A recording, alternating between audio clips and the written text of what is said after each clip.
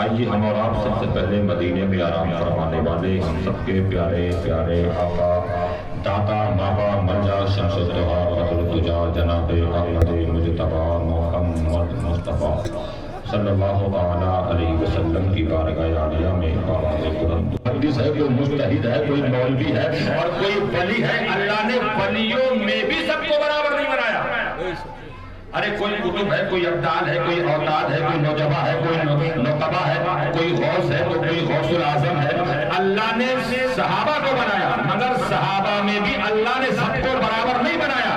جو فتح مکہ سے پہلے ایمان لائے ان کا مرتبہ الگ ہے، جو فتح مکہ کے بعد ایمان لائے ان کا مرتبہ الگ ہے، بدری صحابیوں کا مرتبہ الگ ہے، عشرہ مبشرہ کا مرتبہ الگ ہے، ابو بکر کا مرتبہ الگ ہے، عمر کا مرتبہ الگ ہے، عثمان کا مرتبہ الگ ہے، علی کا مرتبہ الگ ہے، حسن و حسین کا مرتبہ الگ ہے۔ سبحان اللہ سبحان اللہ۔ اللہ نے صحابہ کو بنایا مگر سب کو برابر نہیں۔ اس کے بعد میں اللہ نے نبیوں کو بنایا، نبیوں کے تعلق سے رب نے فرمایا تلک الرسل فضلنا بعضهم علی بعض، ہم نے بعض کو بعض پر فضیلت دی ہے۔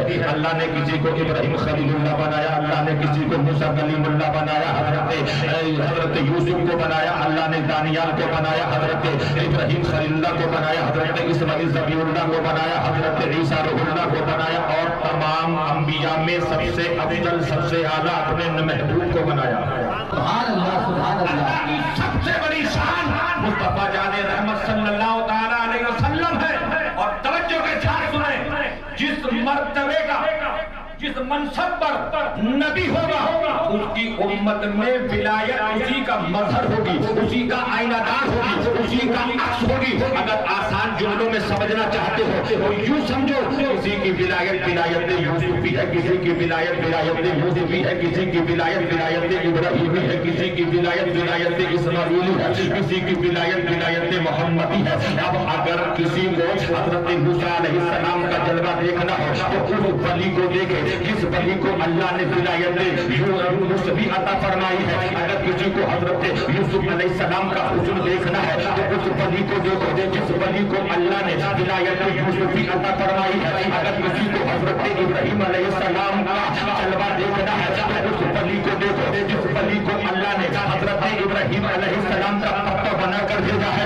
اگر تمہیں حضرت عیسیٰ روح اللہ کا جلوہ دیکھنا ہے تو اس ولی کو دیکھو جس ولی کو ولایت بھی ملی ہے۔ ویسے پاک فرماتے ہیں لوگوں سنو، اگر جسے خدا کا جلوہ دیکھنا ہو تو وہ مصطفیٰ کو دیکھے، اور جسے مصطفیٰ کا جلوہ دیکھنا ہو تو وہ عبد الجیلانی کو دیکھے۔ سبحان اللہ۔ یہ جملے کوئی میں نے نہیں لکھے، یہ جملے کوئی اعلیٰ حضرت نے نہیں لکھے، یہ جملے کوئی صدر اللہ فاضل نے نہیں لکھے، یہ جملے کوئی حافظ ملت نے نہیں لکھے، یہ جملے کوئی حضور مفتی اعظم ہند نے نہیں لکھے، یہ جملے کوئی حضور حاجی شاریہ نے نہیں لکھے، بلکہ یہ جملے غوث پاک نے اپنی شان میں خود لکھے ہیں۔ میرے شیخ خود فرماتے ہیں لوگوں سنو، کلو ولی لہو کلم و ایدی علی قدم النبی بدر کمالی، تمام اولیاء اللہ کسی نہ کسی نبی کے نقش قدم پر ہے۔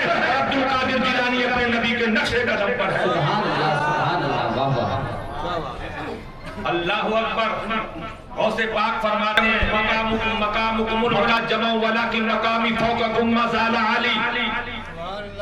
سارے اولیاء اللہ کے مرتبے بلند ہے، معین الدین کا مرتبہ بلند ہے، قطب الدین کا مرتبہ بلند ہے، فرید الدین کا مرتبہ بلند ہے، فخر الدین کا مرتبہ بلند ہے، برہان ملت کا مرتبہ بلند ہے، حافظ ملت کا مرتبہ بلند ہے، ریحان ملت کا مرتبہ بلند ہے، علامہ نقی خان کا مرتبہ بلند ہے، وارث پاک کا مرتبہ بلند ہے، شاہی میاں کا مرتبہ بلند ہے۔ اللہ اکبر۔ اور سنتے ہوئے چلے حضور تاج شریعہ کا مرتبہ بلند ہے۔ غوث اعظم فرماتے ہیں مقام العلا جمع ولکن مقامی فوقکم ما زال علی۔ تمام اولیاء اللہ کے مرتبے بلند ہیں مگر میرا مرتبہ سب سے بلند ہے۔ درست العلم حتی صرت قطبا ونلت السعادہ من مولا الموالی۔ فرماتے میں نے علم ظاہر حاصل کیا، علم باطن حاصل کیا، اتنا پڑھا کہ میں قطب بن گیا۔ تو پتہ یہ چلتا ہے کہ پڑھتے پڑھتے غوث پاک قطب بن گئے۔ تو پیرانے پیر ہے، دستگیر ہے، روشن ضمیر ہے۔ جب وہ پڑھ رہے ہیں تو ان کے غلاموں کو کس قدر پڑھنا چاہیے؟ ان کے غلاموں کو تعلیم حاصل کرنی چاہیے۔ غوث پاک رضی اللہ تعالی عنہ پیرانے پیر ہو کر تعلیم حاصل کر رہے ہیں، مگر آج ہماری قوم آج اتنی بیزار ہے تعلیم سے کہ آج ہمیں غسل کرنا نہیں آتا، غسل کے فرائض یاد نہیں، نماز کی شرائط یاد نہیں، نماز کے فرائض یاد نہیں، مسجد میں جانے کا، مسجد سے آنے کا طریقہ یاد نہیں۔ ارے حق تو یہ ہے، میں نے جمعے میں بھی کہا تھا، لوگ نماز پڑھتے نماز کا طریقہ یاد نہیں، روزہ رکھتے ہیں مگر روزہ رکھنے کا صحیح طریقہ یاد نہیں، لوگ حج کر کے آتے ہیں مگر انہیں یہی معلوم نہیں ہے ہم نے حج کیا کون سا ہے۔ غوث پاک فرماتے لوگوں تعلیم حاصل کرو، اگر دنیا کا منصب چاہتے ہو تو تعلیم حاصل کرو، اگر آخرت کا منصب چاہتے ہو تب بھی تعلیم حاصل کرو۔ آپ ڈاکٹر بنے، انجینئر بنے، پروفیسر بنے، بغیر تعلیم کے آپ کچھ نہیں بن سکتے۔ اگر عالم بننا ہے تب بھی پڑھنا پڑے گا، مولوی بننا ہے تب بھی پڑھنا پڑے گا، حافظ بننا ہے تب بھی پڑھنا ہی پڑے گا، بغیر پڑھے کوئی کام نہیں چل سکتا۔ ہم تو ویسے ہی مشہور ہیں کہ پنچر کھولنے والی یہ قوم ہے، یاد رکھیں پنچر کھولنے والی مت بنو، بلکہ باڈی کو کھولنے والے ڈاکٹر بھی بن جاؤ۔ اگر بننا ہے تو زمانے کا آپریشن کر دو اور بتا دو کہ قرآن میں یہ لکھا ہے، اللہ نے سب سے پہلے جو تعلیم والی آیت اتاری ہے سارے زمانے کو پڑھ کے سناؤ کہ بسم ربک الذی خلق خلق الانسان من علق۔ اللہ نے سب سے پہلے مسلمانوں کے لیے تعلیم کا مدعا رکھا ہے۔ اللہ کا فرمان یہ ہے کہ شریعت یہ کہتی ہے، آج آپ یہاں پر جو جمع ہوئے ہو، یاد رکھیں آپ یہاں پر بیٹھے ہو تو طالب علم کی حیثیت سے بیٹھو۔ اگر آپ نے یہاں پر بیٹھ کر اگر آپ نے قرآن پاک کی ایک آیت کو سیکھ لیا، میرے آقا ارشاد فرماتے ہیں فَتَعَلَّمَ آیَةً مِّن کتاب اللہ خَيْرٌ لَكَ مِّنْ أَن تُصَلِّ مِئَةَ رَكَعَةٍ۔ جس نے قرآن پاک کی ایک آیت کو سیکھ لیا، قرآن پاک کی ایک آیت سیکھنا 100 رکعت نماز نفل پڑھنے سے بہتر ہے۔ سبحان اللہ۔ میرے آقا ارشاد فرماتے حضرت ابو ذر غفاری روایت بیان کرتے ہیں، آقا فرماتے فَتَعَلَّمَ بَابًا مِّنَ الْعِلْمِ عُمِلَ بِهِ خَيْرٌ لَكَ مِّنْ أَن تُصَلِّ أَلْفَ رَكَعَةٍ۔ آقا فرماتے جس نے علم کا ایک باب سیکھ لیا، اگرچہ عمل کیا ہو یا نہ کیا ہو، اللہ اسے 1000 رکعت نوافل کا ثواب عطا فرمائے۔ سبحان اللہ، سبحان اللہ۔ جب آپ یہاں پر آئے ہیں تو نیت یہ رکھیں کہ ہم یہاں سے اٹھیں گے تو قرآن کی آیت سیکھ کر جائیں گے، علم کا باب سیکھ کر جائیں گے۔ حضرت عبداللہ ابن مسعود رضی اللہ تعالی عنہ کی روایت ہے، میرے آقا ارشاد فرماتے من تعلم بابا من العلم لیعلم الناس عوتی ثوابا 70 صدیقہ۔ ارے جس نے علم کا ایک باب سیکھا اس نیت سے کہ وہ دوسرے بھائی کو سکھائے، اللہ تعالیٰ اسے 70 صدیقوں کا ثواب عطا فرماتا ہے۔ سبحان اللہ، سبحان اللہ۔ یاد رکھیں علم سیکھیں، غوث پاک نے علم سیکھا ہے، اور جب آپ نے علم سیکھا اللہ اکبر، علم سیکھتے سیکھتے آپ کتب بن گئے۔ فرماتے ہیں کہ اللہ کا کرم ایسا ہوا، مصطفیٰ کی عطا ہوئی، اللہ نے مجھے یہ منصب عطا فرما دیا۔ اسی لیے غوث پاک کی امی جان نے اپنے بیٹے کو رخصت کرتے وقت کہا تھا میرے بیٹے جھوٹ مت بولنا۔ اس کا مطلب یہ تھا کہ بیٹے زبان کو کنٹرول کرنا۔ جب آپ نے اپنی زبان کو کنٹرول کیا تو 40 ڈاکو آپ کی کرامت نہیں دیکھی تھی، آپ کی کوئی کرامت نہیں دیکھی تھی، بلکہ آپ کی ایک سچائی دیکھی تھی جس کی وجہ سے اللہ نے انہیں کلمہ نصیب کر دیا تھا۔ سبحان اللہ، سبحان اللہ۔ ایک سچائی کی بدولت 40 ڈاکو کلمہ پڑھتے ہیں۔ اگر آج ہم سچے ہو جائیں تو میں سمجھتا ہوں انشاءاللہ دنیا کے اندر انقلاب آ جائے گا۔ بے شک۔ اگر انقلاب لانا چاہتے ہو تو سچائی کو پکڑو، سچائی بہت بڑا فارمولہ ہے، یہی پیغام لے کر جائیے۔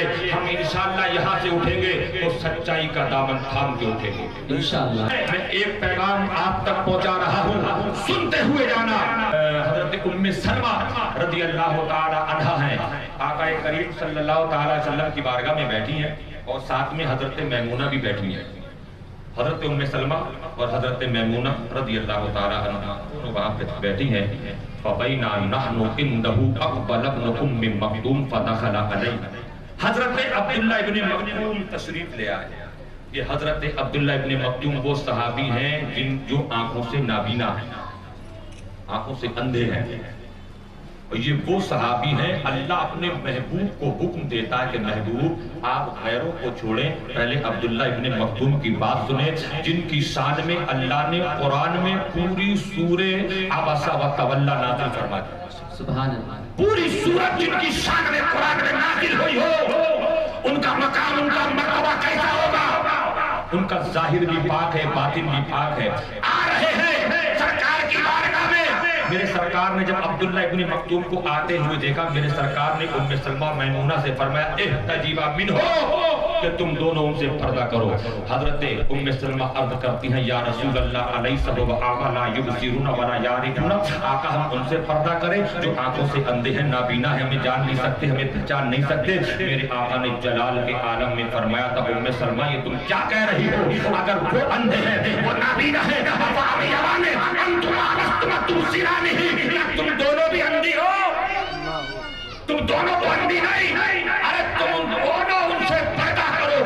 اللہ اکبر بتانے کا مقصد یہ ہے آنے والے صحابی ہیں، آنکھوں سے نابینا ہے، یہاں بیٹھنے والی مومنوں کی ماں ہے، ادھر سے بیٹا آ رہا ہے، پھر بھی میرے آقا فرما رہے ہیں پردہ کرو، گھر کی عورتوں سے کہو کہ پردہ کریں۔ غوث اعظم کے در سے ایک پردے کا پیغام لے کے جائیں، جب یہاں سے اٹھے تو یہ عقیدہ لے کے اٹھے انشاءاللہ ہم اپنی بہنوں کو، بیٹیوں کو، ماؤں کو، بہنوں کو سب کو برقعے میں رکھیں گے انشاءاللہ، اسلام کی پابندی کے ساتھ ہم اپنے گھر میں اسلامی قانون لے کر آئیں گے، اور غوث اعظم کا کریکٹر جو ان کی ماں کا تھا وہ کریکٹر اپنی ماں اور بہنوں کو دیں گے۔ انشاءاللہ جب یہ سوچو گے، یہ سمجھو گے، یہ عمل کرو گے، انشاءاللہ ہماری زندگی سنورے گی۔ سبھی حضرات استغفار کریں، استغفر اللہ ربی من کل ذنب و اتوب الیہ۔ سبھی حضرات